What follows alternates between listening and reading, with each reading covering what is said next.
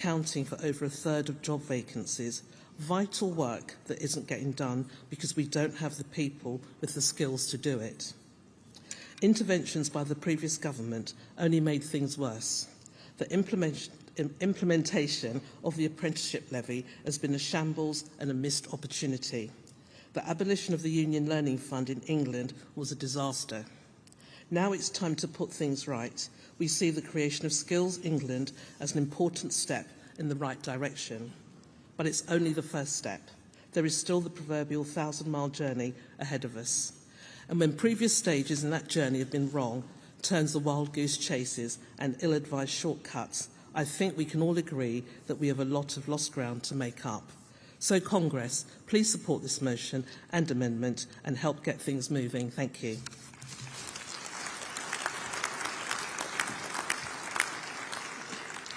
Thanks very much for that. I call CWU.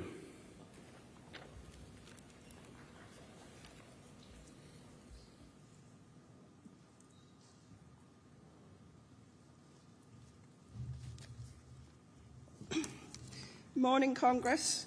Kate Hudson, Communication Workers Union, supporting motion 62.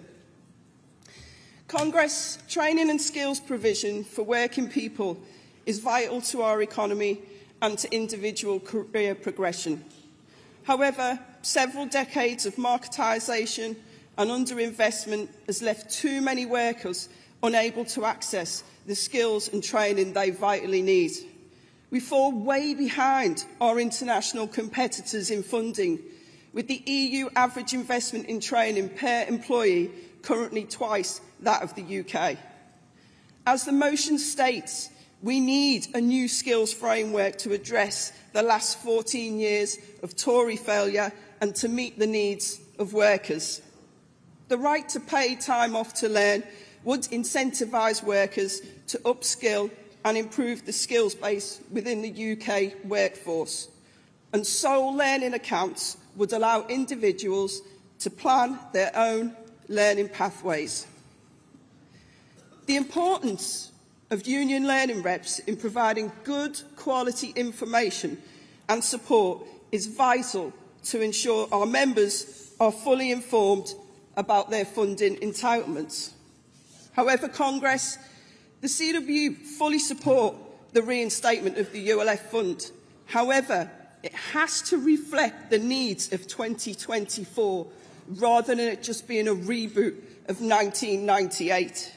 We do not contest the value of workplace learning, nor the value of ULRs, but any return to the ULF fund must be fit for purpose and it must not have unrealistic and bureaucratic demands on data gathering and access to funding, such as those we've seen when it comes to trade union education. Government intervention in skills policy is vital. The link between education and economic growth is well established. In the last 20 years, spending on adult education has fallen by 30%. Ultimately, we have a skills system that is under-resourced and adults who would like to upskill but cannot afford to do so. All this needs to change, and this motion sets out a pathway to delivering a skills framework that is fit for purpose, both for workers and employers. The CWU support.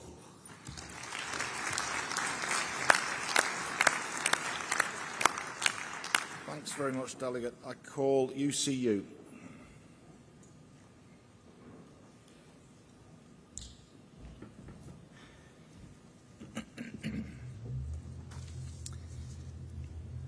President, Congress, I'm David Hunter, Vice President of the University and College Union, speaking to support this motion. UCU represents educators in HE, FE, prisons and adult education.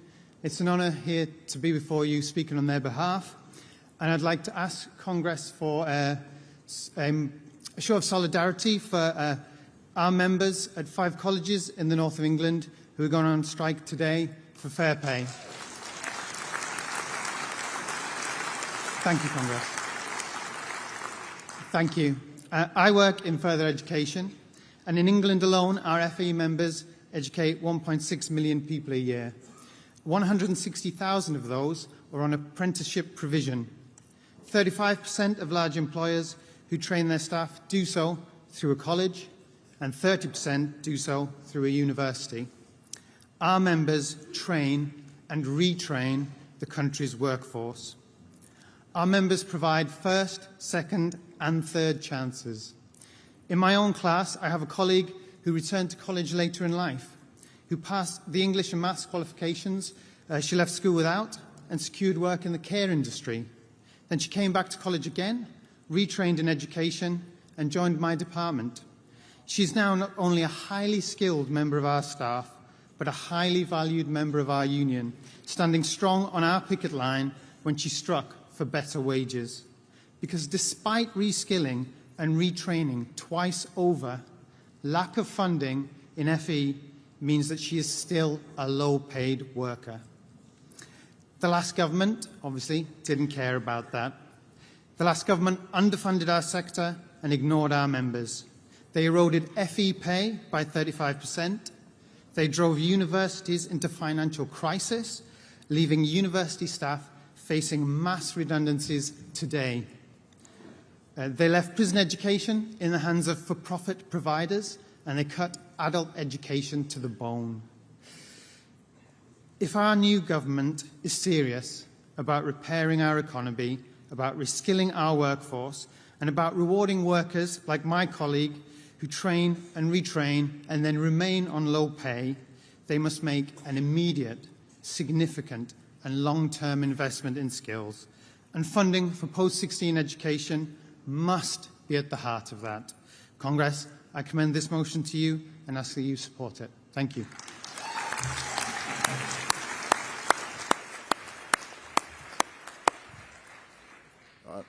Thanks very much, Delegate. Congress, you'll have seen that we've been joined on the platform by Keir Starmer, the Prime Minister, and we'll be hearing from him.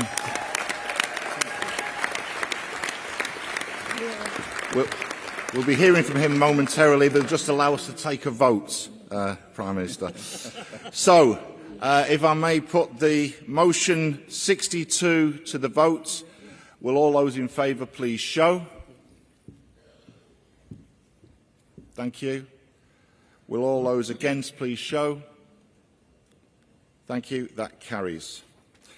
It is now my pleasure to introduce Prime Minister Sir Keir Starmer. Keir, you are very welcome to our Congress. On the 4th of July, Keir led Labour to an historic victory in the election. 14 years of a Conservative government have taken their toll on working people and their communities. Prime Minister, we look forward to working with you to make work pay, to rebuild our public services and our communities, and I'm delighted to invite you to address Congress.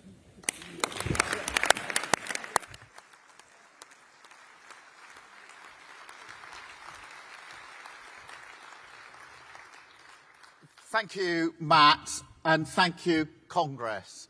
It's such a pleasure to be back with you again here in Brighton, a city of sanctuary, of solidarity, and a city that once again this summer showed that there's no place for hatred, division, or violence on our streets.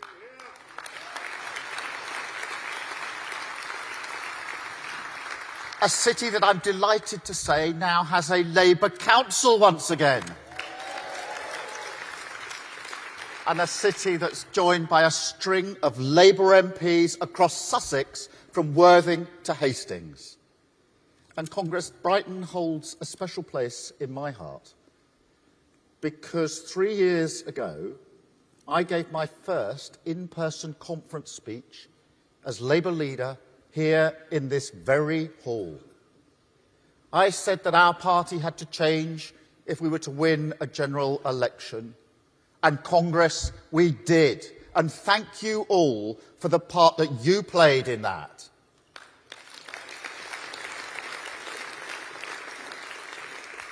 And now, because of the hard work that we did together, I'm able to address this Congress for the first time as Prime Minister.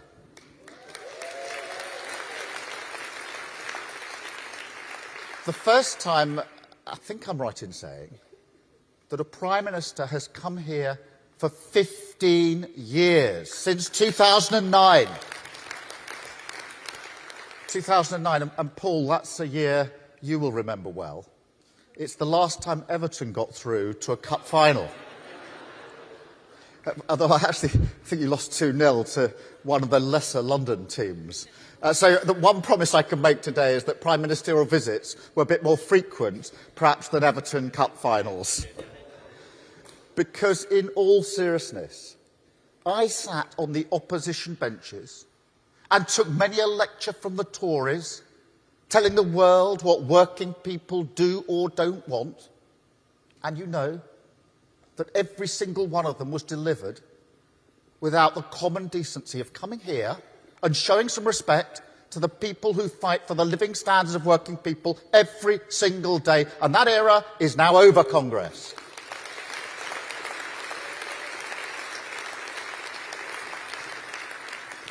And I would like to thank every one of you who played a role in ending it.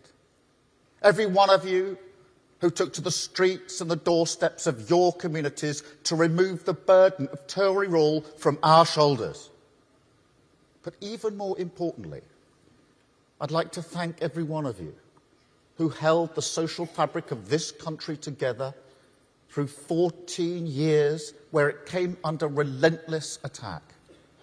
The cleaners, the carers, the nurses, physios, shop workers, drivers, builders, cooks, posties, farmers, retailers, warehouse workers, technicians, teachers and teaching assistants, I could go on, the working people who got us through the pandemic and so much more, the backbone of this country.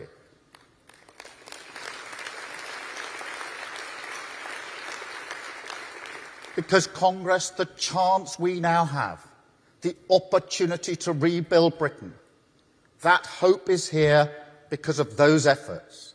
So thank you all for everything you do and have done for our country. But now, the job of rebuilding begins. And I have to level with you. As I did on the streets in Downing Street just over 2 months ago, this will take a while. It will be hard. But just as we had to do the hard graft of change in our party, now we have to roll up our sleeves and change our country. And Congress, the light of a fairer Britain, a more prosperous, secure and dynamic country is at the end of the tunnel. That doesn't mean that it's easy to get there. The Tories knew it would be like this. That's why they called the election early. And we saw, as I'm sure you all did, just how ruthlessly they were prepared to salt the earth of Britain's future, serving themselves to the bitter end. And that's why we were so clear and specific about the first steps in our election campaign. We didn't want to go further because we knew there would be new problems, unknown problems, when we finally saw the books. And with trust in politics so low, I had to be honest with the British public when I was standing in the full sunlight of democracy. I owed it to them to promise only what we knew we could deliver. And yet, Congress, even in our worst fears, we didn't think it would be this bad.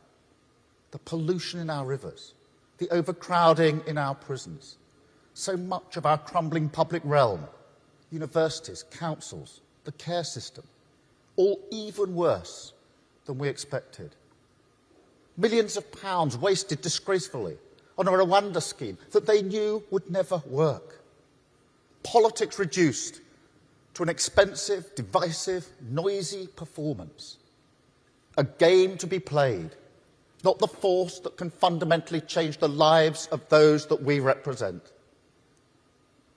And Congress, the bill for that performance is now in. And I'm afraid if we don't take action, it's a cheque that will bounce. Britain left with a social black hole and a financial one. £22 billion this year alone. concealed not just from us, not just from you and working people, but even from the Office of Budget Responsibility, the watchdog that is there precisely to protect working people. Now, no one in this room wants to hear such a gloomy forecast. I get that. I don't want to be saying it either. It's not how any government would want to begin its work. Yet, given what happened with Liz Truss, given that, unlike 14 years ago, borrowing costs are high and the risk of inflation is real, I owe working people the respect of economic stability, a responsibility not to be reckless with their money. That is the mandate we have won. And we will deliver this by fixing the foundations of our country, taking those first steps towards the long-term change that we need. That is how this government will return wealth creation to Britain, to the service of working people. Because, Congress, make no mistake, that is the opportunity here. This is not a project that will be content to achieve a good few Labour things and leave the broader economic settlement untouched. No, the crisis we've inherited means we must go deep into the marrow of our institutions, rewrite the rules of our economy, fix the foundations so we can build a new home. A country where growth not only comes from the enterprise of working people, but where growth serves the interests of working people. Living standards rising, not just because we're redistributing from prosperous parts of the country, but because we're growing the economy in every community. That is our mission. Who is growth for? Who does it serve? The right answer, the Labour answer, the British answer must be working people, and that is the change that we stand for.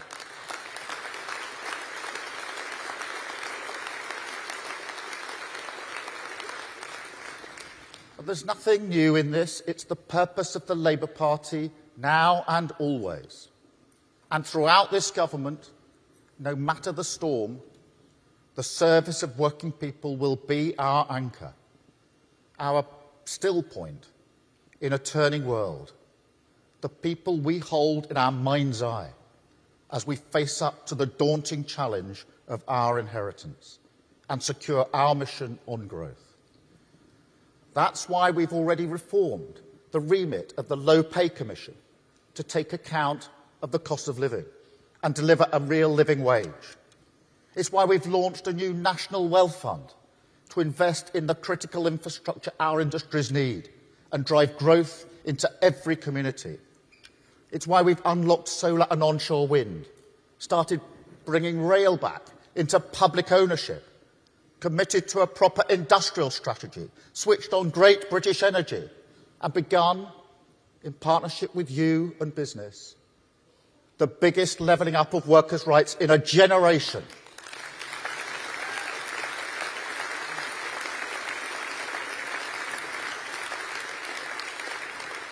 And let's be really clear about why we need this New Deal. It's because this government is committed to driving up living standards, improving productivity, and working in partnership with workers. And Congress, as part of that New Deal, let me again be crystal clear. We will repeal the 2016 Trade Union Act, get rid of minimum service level legislation, end the cheap and vindictive attacks on this movement, and turn the page on politics as united once and for all.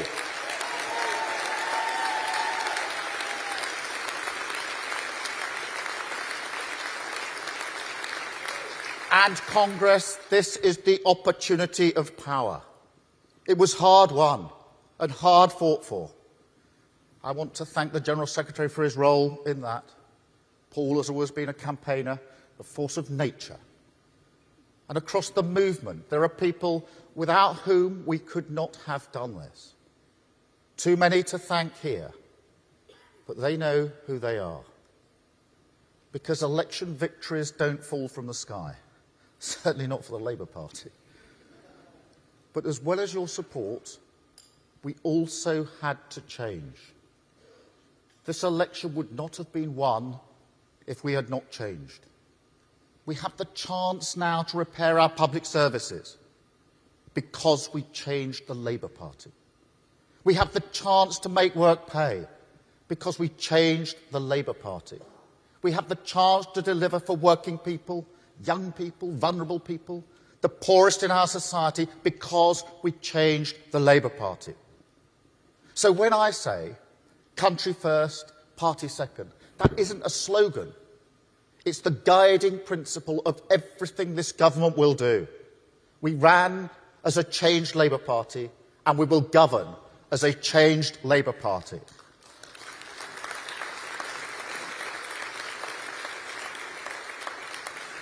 And so I make no apologies for any of the decisions we've had to take to begin the work of change. And no apologies to those still stuck in the 1980s who believe that unions and business can only stand at odds, leaving working people stuck in the middle, who cannot see that this country needs a new path on growth.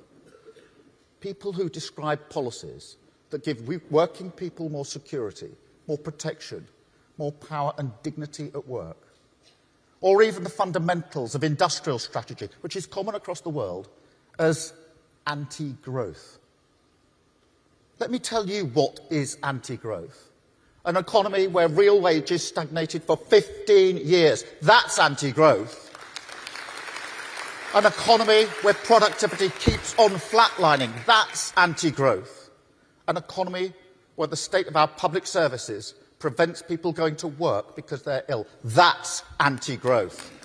And so I won't take lectures from the Tories or others who complain every time this government tries to undo the damage that they have done, clinging desperately to the failed model of the past. And nor will I take seriously the complaints of people who had their time, faced with the same difficult problems, chose to run away from the responsibility of fixing them. A party that allowed the politics of easy answers and distraction to become their comfort zone, rather than face the responsibility and reality of government. That has changed. Let me tell you, I see the nurses, the teaching assistants, the carers who can't afford to get their boiler fixed or buy their kids a new school uniform. I see them. I see the public sector demoralised, burnt out in some places, gripped by a recruitment and retention crisis that holds back your ability to do what we all believe in, the service of working people. I see all that. And so I can guarantee this is not and never will be a government that will sit around the table with you and tell you that black is white. But I do have to make clear, from a place of respect, that this government will not risk its mandate for economic stability under any circumstances. And with tough decisions on the horizon, pay will inevitably be shaped by that. I owe you that candour. And I'll tell you why. It's because, as was so painfully exposed by the last government, when you lose control of the economy, it's working people who pay the price. I'll never let that happen under a Labour government.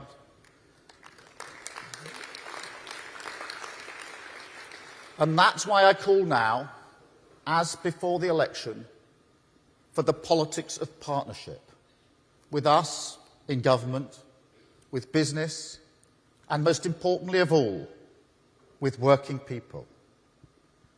Now, that sounds very straightforward and attractive. But I'll tell you this, it's much more difficult. Alongside collaboration, it also requires compromise.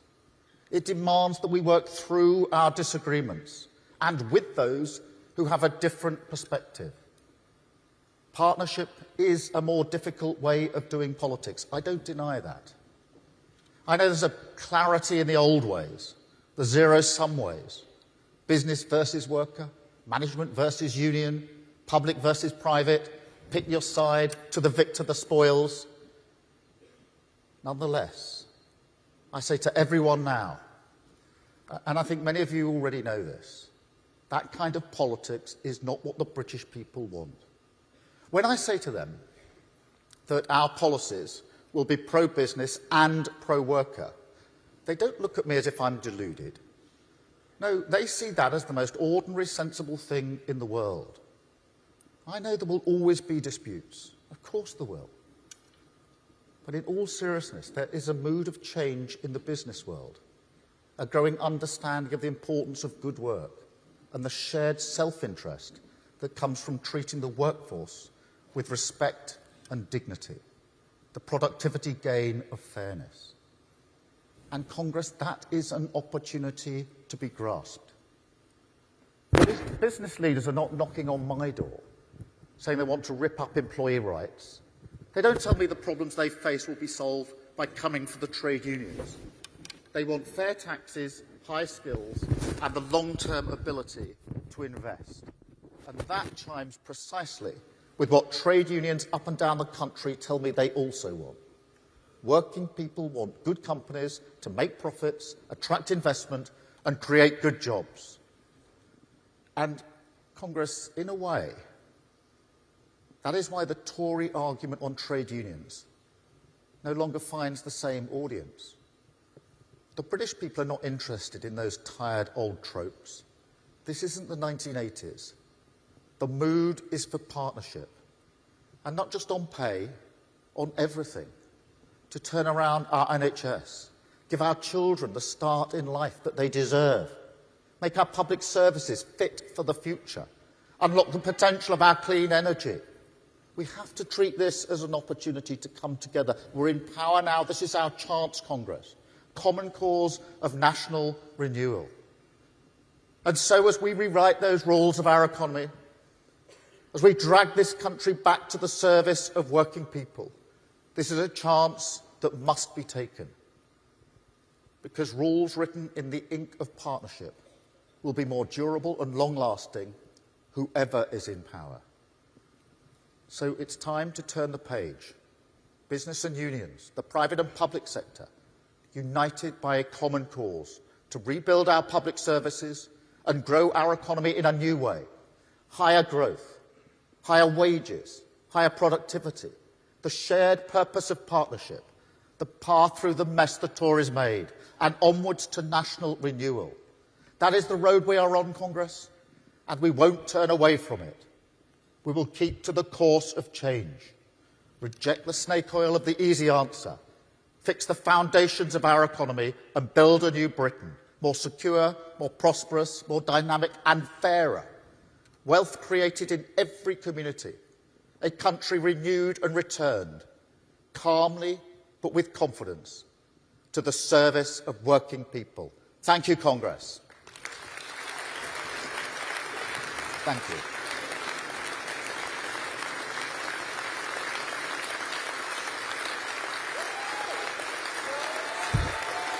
Thank you.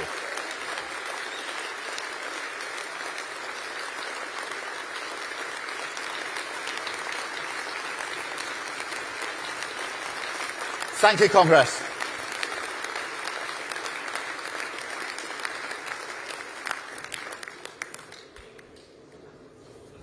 Keir, it was great to hear from you as Prime Minister, and you can see from the reaction of Congress that you have the support of the trade union movement in the tasks you've set out. Congress, as I indicated earlier, the Prime Minister has agreed to take questions, and we will be taking questions in batches of 3, and I invite Paul Novak to introduce our first questions. Thanks, President, and thanks to the Prime Minister, not only for his address, but agreeing to take questions as well. We are going to take 6 questions from the conference floor, and I'll take those questions in batches of 3. So our first question from this side of the room comes from Julia, a social care worker from the North West and a member of Unison. Julia. Thank you. Thank you, President. Thank you, Congress. Thank you, Prime Minister. Welcome to our town. Thank you. This is the first question of the day. Unison is usually supportive for Labour commitment to national care service and fair pay agreement for care workers. Social care has suffered terribly for the past 14 years under the Tory. And tackling it, the crisis begins with the workforce. We know very well that far-reaching reform cannot happen overnight. But can the Prime Minister reassess Labour long-term commitment to a national care service and getting a fair agreement up and running a bit quicker? Because care worker and support worker, they are suffering up and down the country, including in this room. Thank you. Thank you.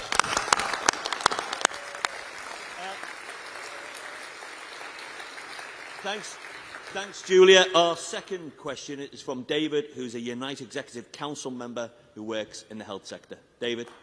Thank you, Congress. Thank you, Mr. President. Prime Minister, it's great to be here. I'm pleased to see Labour Prime Minister in this hall. Thank you. As our General Secretary, Sharon Graham, said yesterday, I'm sure you heard her great speech.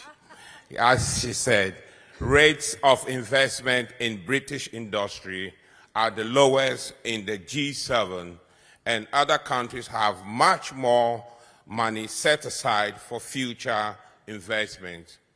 If we don't start investing much more in industry now, how can we ensure Britain gets the good quality jobs we need workers to transition into, and especially our green jobs and the still works that we all want? Thank you very much, Prime Minister. Thanks, David. And our third and final question in this section is from Sonia, who's a branch secretary for school support staff at the GMB. Thank you, Chair. Thank you, Congress, and welcome, Keir. Thank you. Labour's commitment to reinstate the school support staff negotiating body is incredibly welcome. We'd like to know, does the government agree it's time to recognise the pivotal role played by school support staff and end the scandal of term time only contracts?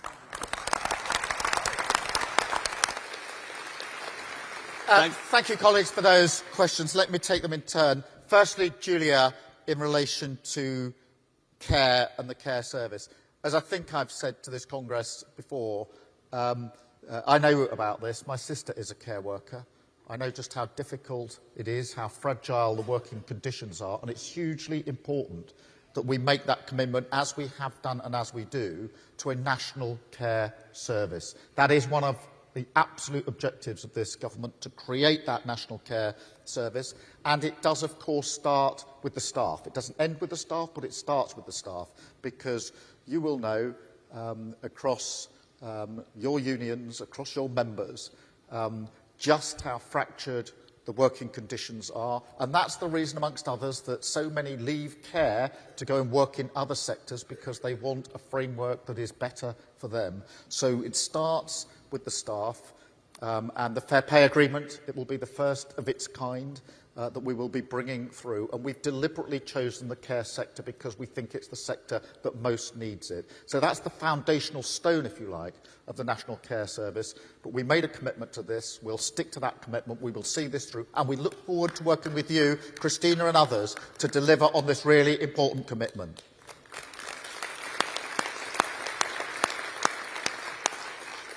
David, on investment, you hit the nail on the head in one of the major failings of the last 14 years, which is we haven't had enough investment into this country, to our economy, to the businesses in which your members work, and this matters hugely. Whenever I ask investors why they haven't put the money into the United Kingdom in recent years, they tell me it's because of the chaos of the last 14 years, particularly the the recent years with chopping and changing Prime Ministers, Chancellors' strategies. That is not to create the conditions for investment. The way to create the conditions for investment is economic stability, real clarity and strategy about where we're going as a government, whether it's on Clean Power 2030 or other strategic decisions, so that we can get that investment in, make sure that we get the growth that we need, and growth in every part of the country. And just on growth, because it's so important, yes, we want economic growth. Your members want economic growth. We want wages to go up. We want living conditions to improve. We want to have public services to be better. And we need it across the whole of the country. And that's why I said what I said about redistribution. I don't want a model that says growth is only for some parts of the country and redistribution is the answer for other parts of the country. We've got to have the commitment, the determination to make sure that investment brings growth across all parts of our country. And that's why we set up the National Wealth Fund. That's why the industrial strategy is so important. And Great British Energy to make sure that we get that investment in. So thank you, David, for that question. And then Sonia, on school support staff and the negotiating body. It's really important that we've reinstated the negotiating body, because I want every single child, wherever they come from, whatever their background, to have the best education they can possibly have. And that is down to our teachers and our support staff, who do an incredible job in difficult circumstances. And we owe them not just a negotiating body, but our respect. And it is in that spirit that we will work with them to deliver the first-class education that every child absolutely is entitled to in this country. So thank you, Sonia, for raising that really important issue. Thanks, Paul. Thanks, Prime Minister. Our fourth question, and we're going over to the other side of the hall, is from Helen, who works in defence and is President of Prospect's Defence Sector. Helen? Thank you. Prospect's recent survey of women in civilian roles in the Ministry of Defence found that, shockingly, over 60% have experienced or witnessed sexual harassment at work. What will the government do to make the defence industry and workplaces safe for women? Thanks, Helen. The next question is from Alan, who's the National President of the Educational Institute of Scotland and a Principal Teacher of English. Alan? Good morning, Prime Minister. The UK is one of the richest countries in the world, but poverty is wrecking the lives of more than a quarter of our children. The two-child benefit cap, punitively introduced by the last government, is a driver of poverty among larger families and is negatively impacting the lives of 1.6 million children. Controversially, your government has not scrapped the two-child benefit cap. What alternative urgent measures are you therefore taking to immediately alleviate the poverty experienced by 4.3 million children across the UK?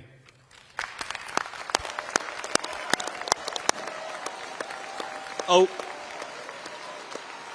okay. Thanks, Alan. And our sixth and final question is from Jane, who's a retail worker from North Wales and who's also President of USDOR. Thanks Jane. for that, Paul. Morning, Prime Minister.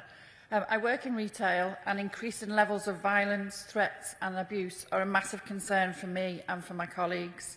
Labour's welcome commitment to introduce a specific offence of assaulting a retail worker will send out a clear message that this government takes retail crime seriously. What more will your government do to help us feel safe at work? Thank you very much, colleagues. Helen, let me start with the question of sexual harassment, because that figure of 60% is shocking, I think, for any of us to hear. And it's not just in defence, it will be across all other sectors in the public and private. Sexual harassment at work is never, ever acceptable, and we have to take measures to grapple with it. And that's why I'm really pleased that in the New Deal legislation there will be stronger protection in relation to sexual harassment. That's much needed and can't come quick enough, so far as I'm concerned.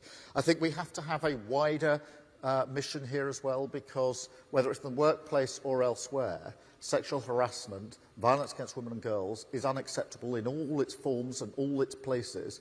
And that's why within the missions that we've set out for government, I've made violence against women and girls central to that, because I'm determined that we, together with you and others, will fight this. It's been talked about for far too long. It's time now for action. I'm really pleased that now we're in power, we can actually act rather than talk about this. So thank you very much for raising that. Alan, thank you for raising the question of child poverty. It is a really important issue, as you know, as the whole of Congress knows, and it matters to this government. Obviously, we've had to take difficult decisions, given the economic circumstances we're in, for reasons that I have explained. But that does not diminish, to answer your question directly, our absolute determination in relation to child poverty. It's far too high. It is our responsibility to bring it down. We've already obviously set up a task force, but that has to get to the underlying causes as well. This isn't an issue that can be solved just by one adjustment in welfare, frankly. It's about housing, it's about education, it's about wages, it's about conditions in which people live, health, mental health. All of that has to be addressed, and we are determined to address it, and are already addressing it, because just as the last Labour government brought child poverty right down, so will this government. We'll work with you and others and everybody in the room to make sure that we make good on that commitment, because it is so important to us, and we'll work with you on it. So thank you, Alan, for raising it. And Jane, on the question of offences against retail workers, I mean, this truly is shocking, and I know you've raised it a number of times. Osdale's obviously had a very important campaign on it. Paddy Lillis raises it with me pretty well every time we meet, and rightly so. And I went to Warrington, to the Iceland store there, to talk to the staff, and it was the first thing that they spoke to me about. I went to Swindon, to the Morrison's shop there, and we had an extended session, and the number one issue for them was the abuse that they were coming under. Sometimes in relation to shoplifting, which is prevalent, as you know, but also more generally. And then in Southampton, which were smaller shops, but still it was the same issue over and over again. It's not acceptable. It can't be acceptable in any circumstances. It is demoralising for the workforce in every single way. And that's why I'm really pleased that we can introduce an offence to deal with it. But we have to go further than that. We can't have a situation where shoplifters can walk in, shoplift and walk back out again, and nobody can do anything about it. We're going to turn that, change that, work with you. This has to be a specific uplifted offence. We have to take it seriously. And I'm not wanting to hear again from those that are on the front line about the appalling attacks and insults that they are subjected to. It's everywhere across the country. It is really hard for the workforce to take. You have rightly championed it as a cause. We join you in that cause, and we'll do something about it, working with you and other trade unions. Such an important issue. Thank you so much, Congress, for having me. Very good to be with you. Enjoy the rest of Congress. Thank you. On behalf of Congress, I'd like to thank you for attending today, for speaking and for taking questions, and we look forward to working with you and the government. Thank you. Thanks so much.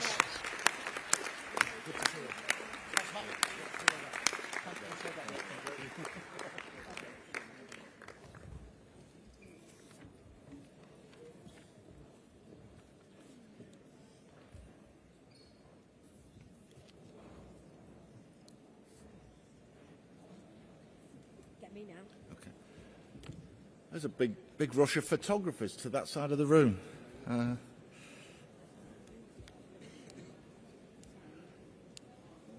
We happy to go? Yeah, go for it. Okay, Congress, let's carry on with the business. I call motion 60. Prisons are full, but so is probation. The General Council support the motion to be moved by Napo and seconded by POA. Napo.